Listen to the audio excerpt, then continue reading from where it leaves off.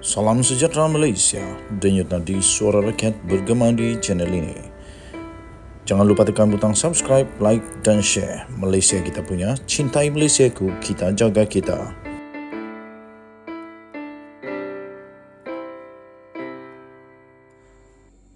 Salam sejahtera Malaysia, denyut nadi suara rakyat bergema di channel ini. Baru saja kita terima sebentar tadi berita yang amat mengejutkan, berita yang menyedihkan untuk seluruh negara Malaysia. Diumumkan secara rasmi sebentar tadi Gopal Sriram telah meninggal dunia. Timbalan pendakwa rakyat kanan itu yang telah pun berusia 79 tahun dilaporkan dan disahkan telah pun meninggal dunia. Gopal Sriram iaitu seorang pendakwa raya dan beliau adalah timbalan pendakwa raya yang memang terkenal di seluruh Malaysia, terutama mengenai dengan kes-kes Rosmah Mansor, Najib Razak, dan beliau telah diumumkan secara rasmi Gopal Sriram meninggal dunia sebentar tadi. Dengan itu tuan-tuan dan puan-puan yang dihormati sekalian, kita mengharapkan supaya keluarga mereka akan terus tabah dan segala urusan dapat dipermudahkan. Timbalan pendakwa raya kanan iaitu Gopal Sriram dilaporkan dan disahkan telah meninggal dunia pada usia 79 tahun sebentar tadi. Perkara itu telah disahkan oleh Timbalan Pendakwa Raya dan Jabatan Peguam Negara kepada Malaysia kini. Bekas Hakim Mahkamah Persekutuan itu sebelum ini dilaporkan dimasukkan ke dalam ward di unit rawatan rapi di sebuah hospital swasta di Kuala Lumpur 2 minggu yang lalu.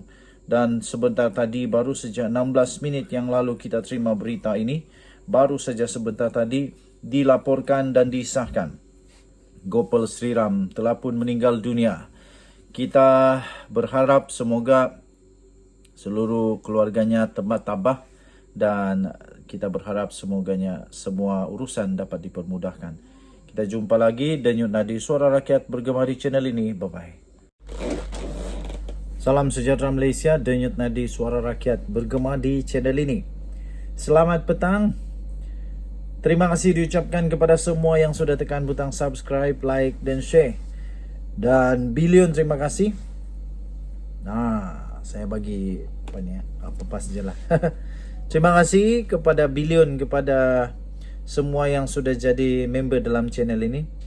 Anda sangat-sangat special di dalam channel ini kerana anda menjadi member. Kerana itu kita akan memberikan anda t-shirt ini. T-shirt ini yang sangat cantik.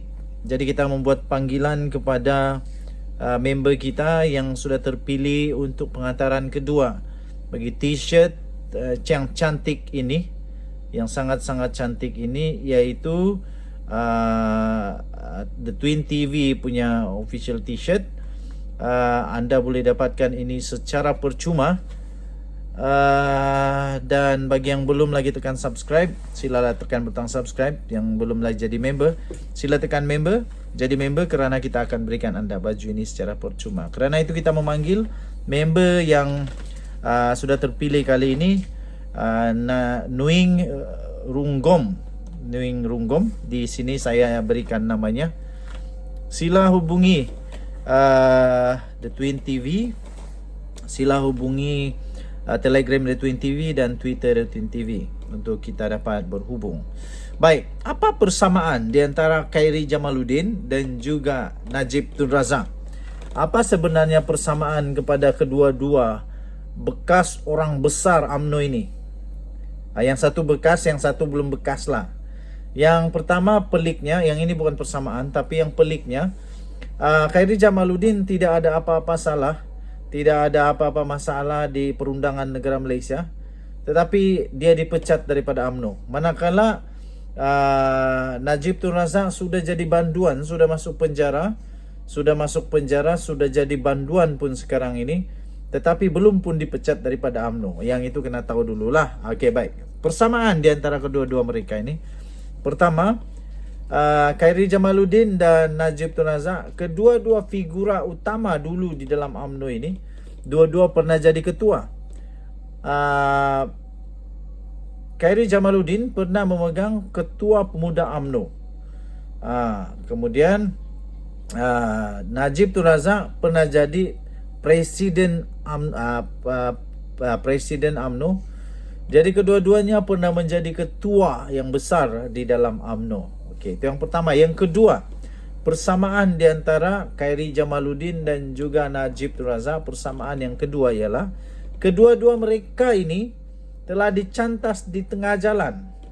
Telah dicantas, kena cantas tengah jalan. Tapi berbeza jugalah. Najib Tun Razak tercantas. Dia sendiri yang buat silap kerana dia telah didapati bersalah dengan kes di dalam SRC International. Akhirnya dia masuk ke penjara dan telah menjadi pohonan daunan bungaan yang gugur di dalam penjara. Manakala Khairi Jamaluddin pula kena cantas kerana nampaknya kerana dia tak sebulu dengan kepimpinan Zahid Hamidi, dan dia juga didakwa telah memfitnah dengan tentang pemilih import itu. Seterusnya, apalagi persamaan di antara Khairi Jamaluddin dan Najib Tun Razak ialah kedua-dua mereka ini telah mendapat masalah ataupun telah pun dicantas ketika Zahid Hamidi ada kuasa besar. Bukan nak kata ini salah Zahid, tidak. Tapi kita hanya beritahu saja kedua-duanya berlaku ketika Zahid ada kuasa besar. Jadi ini kebetulan sajalah, kebetulan saja. Tetapi apa boleh buat, kebetulan itu betul-betul waktu itu ada. Jadi ketika Zahid Hamidi menjadi timbalan Perdana Menteri Malaysia, ketika itu jugalah Najib Tun Razak telah mengalami nasib yang amat buruk, kalah PRU, dan seterusnya dia pula didakwa di mahkamah, dan seterusnya ketika Zahid Hamidi jadi presiden UMNO, dia pula masuk penjara.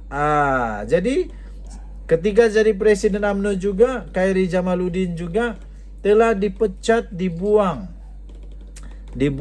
daripada UMNO. Walaupun ada prospek mengatakan bahawa Khairi Jamaluddin adalah bakal presiden UMNO, bakal pemimpin besar UMNO, malah beliau juga dikatakan bakal Perdana Menteri Malaysia. Okey, so tuan-tuan dan puan-puan yang dihormati sekalian, secara kebetulan ketika Zahid Hamidi ada kuasa besar, mereka berdua mengalami nasib yang amat tak seronok lah. Begitu juga dengan Hishamuddin Tun Hussein. Ketika Zahid Hamidi ada kuasa besar, dia pun mengalami nasib yang kurang menyenangkan. Tapi tidak juga dapat dinafikan bahawa tindakan Zahid Hamidi ini memang agak berani dan sangat berprinsip, dan juga mungkin boleh menyelamatkan perpecahan daripada perpecahan. Boleh menyelamatkan daripada perpecahan. Daripada perpecahan. Okey, so tuan-tuan dan puan-puan yang dihormati sekalian, persamaan seterusnya di antara Khairi Jamaluddin, dan Najib Tun Razak ialah mereka dua-dua ini mendapat masalah. Mereka berdua ini mendapat masalah ketika UMNO berada dalam gelora yang sangat-sangat teruk. Kedua-dua mereka mendapat masalah ketika UMNO sedang bergelora. Sekarang ini pun UMNO berkocak habis, bergelora, malah teruk juga. Kalah pilihan raya paling teruk dalam sejarah. Dan seterusnya mereka pula terpaksa bersama dengan DAP dan PKR yang selama ini menjadi musuh ketat mereka. Lepas itu ramai orang sokong, ramai tidak sokong, ramai suka, ramai tidak suka. Itu pun berlaku. Tetapi waktu itu jugalah diorang dua-dua dalam masalah. Okey, jadi kebetulan saja agaknya mereka mempunyai persamaan yang sama ini. Jadi harap-harap selepas ini semuanya akan okey-okey saja. Harap-harap UMNO dalam keadaan landasan yang baik dalam mereka memperbaiki semula, dalam mereka dapat membangun semula UMNO yang hampir musnah. Kita jumpa lagi, bye-bye.